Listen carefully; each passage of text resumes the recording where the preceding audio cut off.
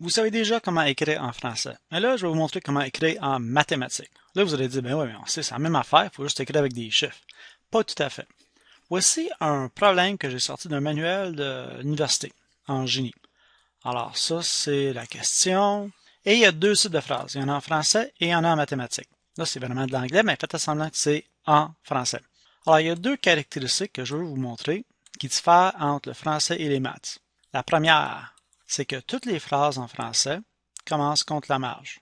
Quand vous commencez une nouvelle ligne, c'est tout le temps contre la marge. Des fois, on va laisser un petit espace comme ça, mais grosso modo, comme ça.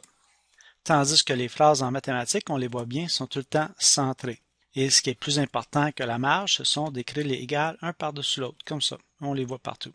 Donc, je veux les phrases mathématiques dans mon cours centrées.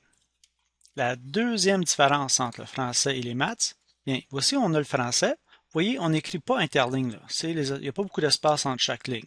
Bien, en maths, à cause qu'on a des fractions dans les phrases, on écrit interligne pour que ce soit plus visible. Alors moi, je veux que quand vous allez écrire les phrases mathématiques, qu'ils soient interlignes. Donc, ce que ça fait, quand vous allez écrire sur une feuille, 8,5 par 11 d'habitude, eh bien, les données du problème, vous pouvez les écrire contre la marge comme ça.